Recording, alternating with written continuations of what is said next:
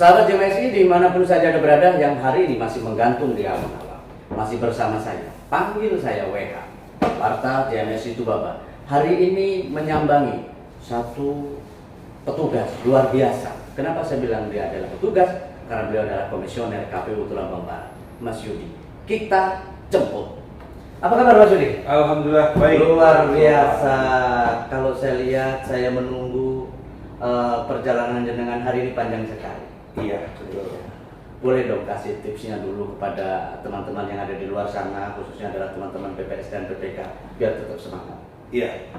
Ya pastinya kita bekerja dengan ikhlas, penuh dengan rasa tanggung jawab dan bisa dipertanggungjawabkan. Itu dulu kunci pertamanya. Nah, kalaupun itu sudah ada di hati kita, insya Allah semua aktivitas, semua pekerjaan, apalagi memang kita ketahui bersama bahwa penyelenggaraan pemilu ini tugas yang berat, begitu kan? Ya, tapi tentu itu tidak mengurangi berat badan. Bisa aja nih. Oke, Mas Yudi, boleh dong ceritakan dulu, sengaja JMSI datang ke sini sebagai bentuk salah satu kepedulian kami terhadap apa-apa yang menjadi tugasnya negara. Salah satunya adalah di KPU sendiri. Kalau boleh di-share ke teman-teman, per hari ini kita sudah sampai ke tahapan apa nih? Iya, per hari ini kita masih progres ya, masih berjalan. Itu tahapan adalah pemutakhiran data pemilih yang pelaksananya kemarin sejak tanggal 12 Februari sampai bulan April. Namun di bulan pertama dari 12 Februari sampai 14 Maret besok itu adalah coklit. Jadi pencocokan dan penelitian dan ya, dengan cara petugas Pantarlih itu mendatangi rumah warga masyarakat, memastikan yang bersangkutan itu benar masih memenuhi syarat menjadi pemilih atau sudah lagi tidak memenuhi syarat menjadi pemilih. Ya, tapi per hari ini terkait dengan hasil sementara daftar mata pilih kita itu seperti apa? Iya, kondisi saat ini khususnya Tulambang Barat itu sudah progres 93,16% ya. Jadi hampir 100% menjelang 14 Maret. Jadi masih ada waktu sekitar 4-5 hari ke depan itu petugas Pantarlih untuk menuntaskan tugasnya coklit, cocokan dan ya, oke. Ini posisi di Pantarlih. Pantarlih ini adalah salah satu kegiatan kita yang cukup rumit karena kan berkaitan dengan data itu per hari bisa berubah setiap saat dan itu juga kemungkinan terbesarnya, Mas, ketika Pantarlih ini tidak terlaksanakan dengan faktual atau dengan kita turun langsung dengan petugas turun langsung, itu seperti apa dampaknya ke proses pemilu? Ya dampaknya pasti implikasinya ya sangat jadi proses pemilu itulah indikator utama atau elemen utama itu adalah DPT-nya harus akurat, mutakhir, begitu kan. Nah, apabila data pemilih itu sudah akurat, insya Allah, begitu kan, insya Allah pemilu itu mendatang mendapatkan hasil yang juga baik. Contohnya mungkin kalau memang data pemilih atau itu akurat sebagai indikator partisipasi pemilih sudah otomatis bagus, gitu kan. Nah, tapi kalau data pemilihnya sudah tidak akurat, jadi paling tidak ada data pemilih yang memang maksudnya tidak lagi memenuhi syarat tetapi menjadi data pemilih. Sudah otomatis persentase partisipasi pemilih pasti kurang baik. Saat ini sebagaimana sudah saya sampaikan tadi kan sudah sampai ke petugas Pantarlih, petugas Pantarlih juga sudah melakukan tugasnya, melakukan coklit ya. Elemen-elemen yang sebelumnya ya kita juga sudah merekrut petugas kita atau panitia di tingkat kecamatan. Tingkat kecamatan. Jadi PPK sudah kita rekrut, dilantik kemarin per Januari ya. Januari, terus kemudian langsung juga kita merekrut PPS, panitia pemungutan suara di tingkat TIU. Berikut juga sekretariatnya sampai di terakhir kemarin itu badan ad hoc di tingkat petugas pengutaran data pemilih. Data pemilih ya. Artinya bahwa perangkatnya sudah tersusun dengan rapi dan mereka sudah mulai berjalan secara prosesnya, sudah bekerja. Artinya gini, Mas, kan ini program ini kan KPU pusat itu kan menerapkan satu tuntutan teknologi lah, saya gitu ya. Bagaimana pendaftaran kemudian saat ini adalah secara online dan lain sebagainya. Ada kendala enggak, Mas, selama proses? Ya, kalau kendala kemungkinan sih karena memang penerapan aplikasi itu baru, untuk penyesuaiannya mungkin ada kendala teknis gitu. Mungkin pada saat pelaksananya servernya down gitu ya. Nah, cuman secara keseluruhan berjalan dengan baik. Contohnya kemarin juga perekrutan badan ad hoc itu kan terintegrasi oleh aplikasi SIAKBA, Sistem Informasi Anggota KPU dan Badan ad hoc. Dan sampai saat ini, ya alhamdulillah terlaksana dengan baik.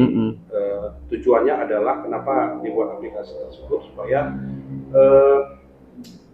anggota KPU, ya baik dari pusat hingga daerah maupun Badan ad hoc-nya, jadi sampai waktu kapanpun juga recordnya ada historinya. Ada historinya.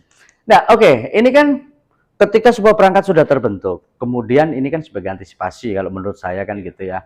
Kan Bang Yudi itu ini bukan kali pertama, tapi ini adalah periode keduanya Bang Yudi di KPU. Ini luar biasa, artinya memang dambaan lah ya.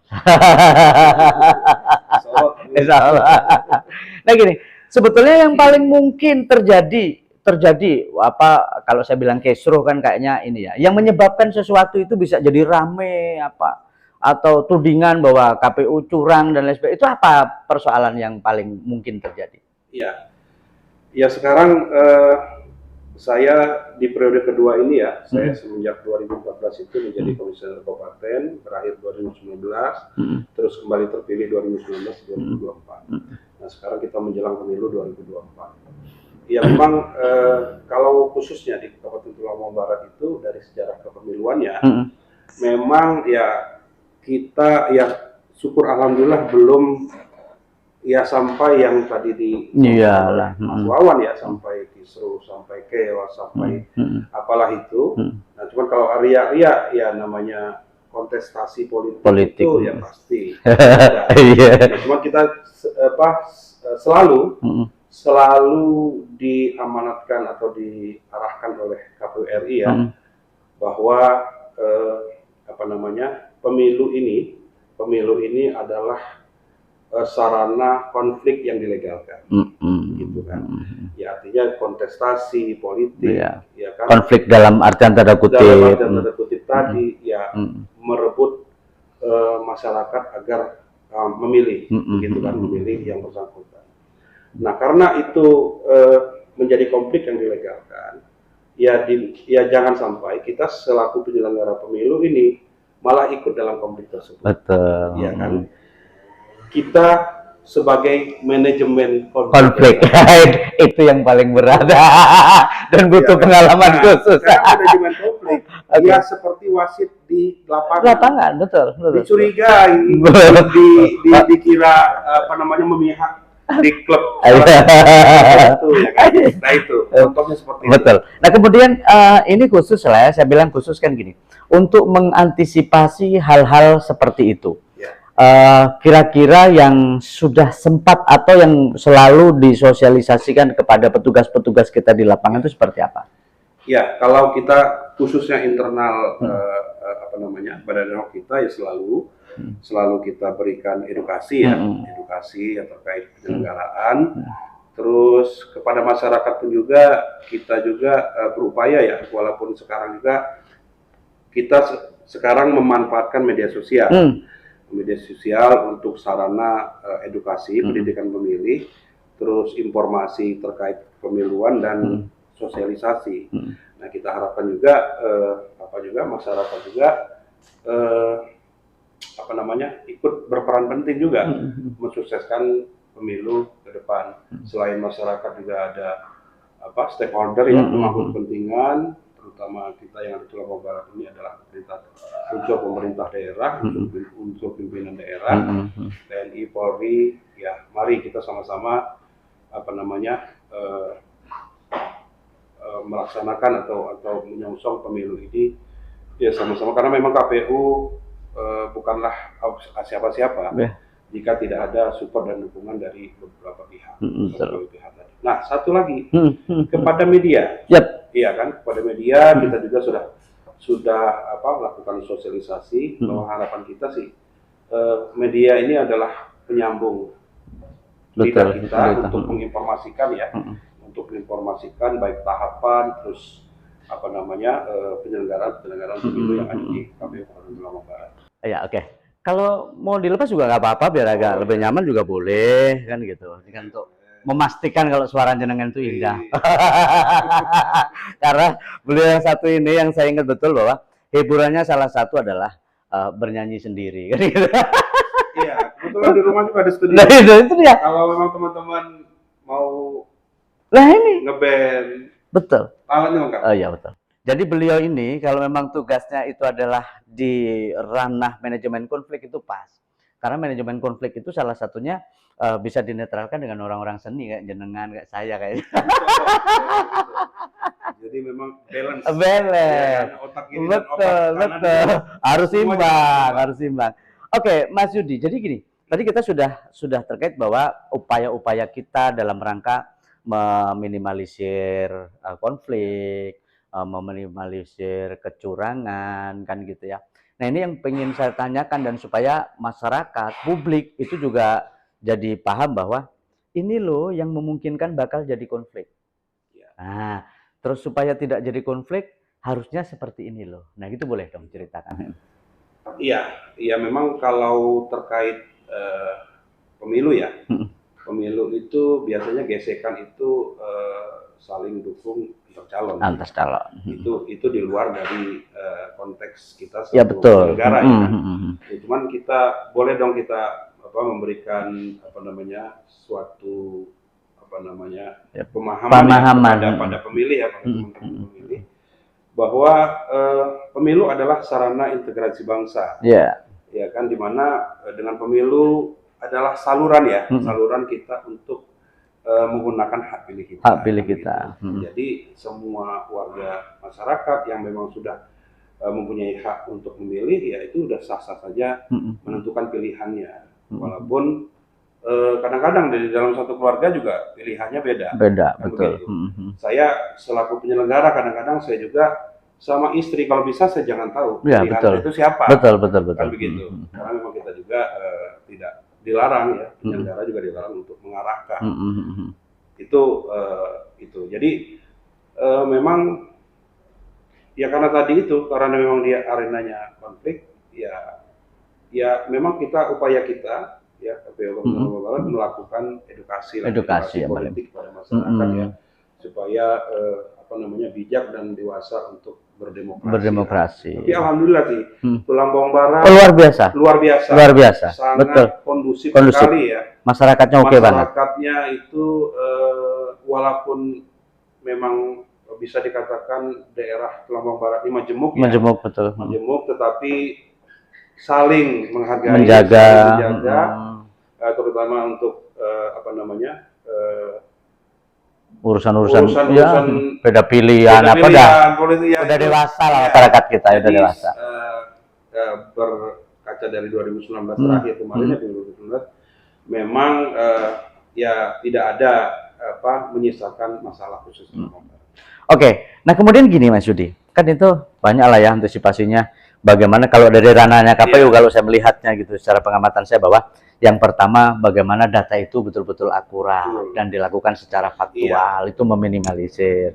Satu, yang kemudian syarat-syarat apa-apa yang dibutuhkan oleh KPU itu dipenuhi dengan benar. Itu langkah-langkah salah satunya untuk mengantisipasi semuanya. Nah kemudian gini, Eh, per hari ini, Mas Yudi, per hari ini, yang paling menyibukkan dan masyarakat juga harus tahu bahwa tahapan ini adalah bukan tahapan sederhana dan memang kita dibatasi oleh waktu untuk menyelesaikan tahapan ini. Itu boleh diedukasi ke masyarakat. Nah, karena ini masih tahapannya pencocokan dan penelitian data pemilih ya. Nah, sekaranglah tahapan yang dimana masyarakat itu juga berperan penting. Ya artinya kalaupun memang ada beberapa warga masyarakat sampai saat ini mungkin belum didatangi oleh petugas Coklit kita ya, itu boleh langsung melapor ke aparat yang terdekat, misalnya RT, RK, begitu ya, RT, RK, dan meminta kalau saya ini belum didata, begitu. Ya, begitu. Tapi kita sudah monitoring per hari ini juga saya monitoring tadi ke wilayah Kecamatan Waikenaga, dan khususnya Waikenaga itu sudah rata-rata hampir 99% selesai. Ya. Mungkin kalau ada yang memang tercoklit di setiap TPS itu mungkin atau 1 atau 2 rumah lagi, karena kondisi ya. Kondisi kadang-kadang sudah didatangi 5 kali tapi pemilik rumahnya belum pulang. Apalagi di sana juga kan ada namanya kampung Bali ya. Kalau ada takziah, kalau bahasa kita itu bisa berhari-hari betul saudaranya nggak pulang-pulang. Nah, itu yang terjadi hasil kami itu monitoring tadi. Tapi namun demikian sudah diupayakan, RT-nya juga sudah sudah dihubungi bahwa mungkin sehari 2 hari ini juga sudah bisa dilaksanakan. Ada yang menarik sebetulnya. Ada yang menarik. Kenapa saya bilang ini menarik? Selama ini kan pemilih pemula itu ini menjadi topik trending. Betul. Saya melihatnya tidak ini dimanfaatkan oleh para kontestan. Bukan itu. Tapi itu menjadi salah satu tanggung jawab kita. Bagaimana pemilih pemula yang sudah cukup umurnya itu betul-betul terdaftar. Nah, itu seperti apa? Iya. Kalau kita melihat pemilih pemula ya terhitung dari sejak di hari pemungutan suara tersebut, yang bersangkutan itu genap 17 tahun. Ya.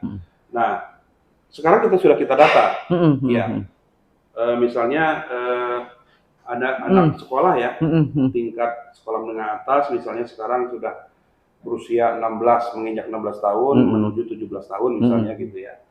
Itu sudah kita data semua. Makanya potensi pemilih pemula ya yang kita Tulambang Barat ini diperkirakan potensi untuk memilih nanti di 2024 itu kisaran sekitar 12 sampai 13 ribu lah pemilih pemula yang berarti dibanding tahun 2019 kan otomatis itu angka yang fantastis dong. Menjadi potensi untuk memilih ya.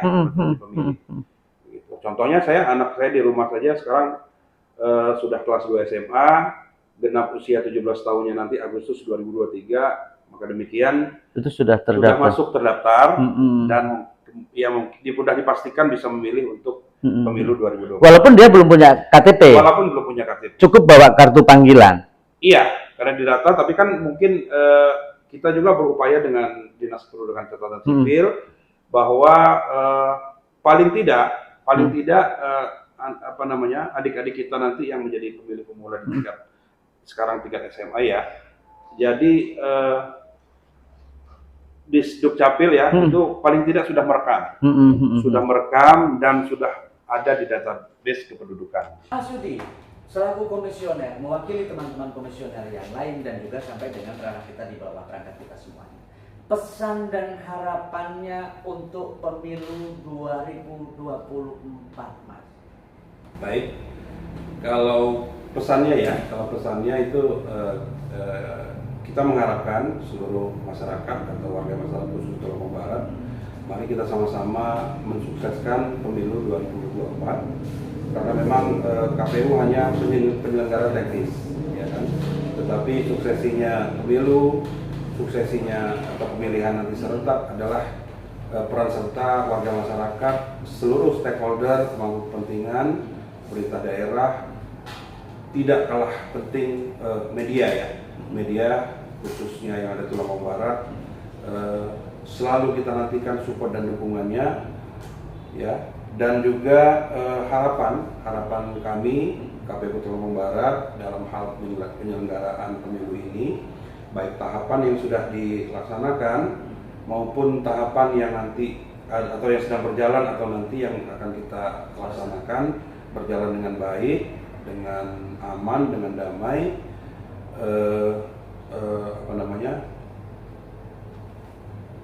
sesuai dengan amanat undang-undang dan peraturan perundang-undangan yang berlaku.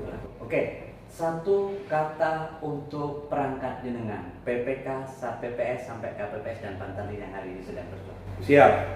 Kepada teman-teman seluruh ya PPK, PPS dan petugas Pantarlih, mari kita sukseskan seluruh tahapan penyelenggaraan pemilu, ya, bekerja dengan semangat, bekerja dengan ikhlas,